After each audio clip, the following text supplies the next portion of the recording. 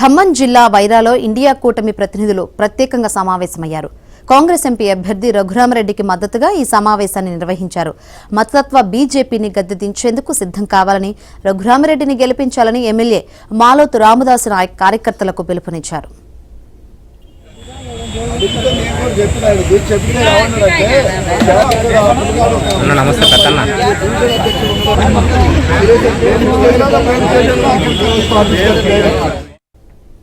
సమావేశంలో జిల్లా కాంగ్రెస్ కమిటీ అధ్యక్షుడు Puvvalla Durgaprasad, MLA Malothu Ramadas Nayak, CPM division కార్యదర్శి భూక్యా వీరభద్రం, సిపిఐ డివిజన్ కార్యదర్శి ఎర్రబాబు, మాజీ ఎమ్మెల్సీ పోట్ల నాగేశ్వరరావు పాల్గొన్నారు.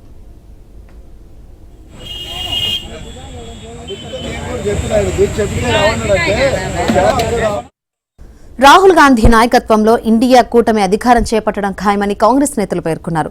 కేంద్ర ప్రభుత్వ సంస్థలన్నింటినీ మోదీ ప్రభుత్వం కార్పొరేట్ సంస్థలకు కట్టబెట్టిందని వారు విమర్శించారు. పేద రైతులకు సంక్షేమ పథకాలు అమలు చేయడంలో విఫలమైందన్నారు.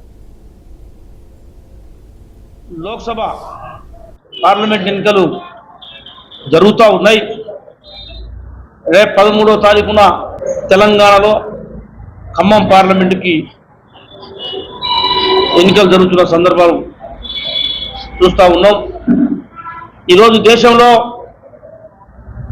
బీజేపీ పరిపాలన 10 సంవత్సరాల నుంచి నడుస్తూ ఉన్నది.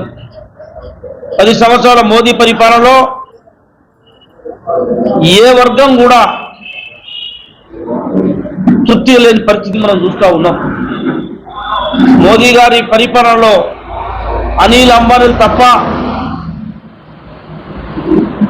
వాళ్ళకు సంబంధించిన పెద్ద వ్యాపారస్తులు తప్ప ఇలా ఎవరు సుఖంగా లేరు, ఏ వర్గంలో సుఖంగా లేదు.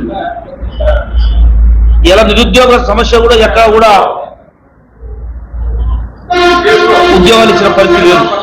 2 కోట్ల ఉద్యోగాలు ఇస్తుందని చెప్పి మోసం చేసిన మోదీ రామ మందిరం పేరుతోని, అయోధ్య పేరుతోని ప్రజలను మోసం చేస్తున్న పరిస్థితి చూస్తూ ఉన్నాం.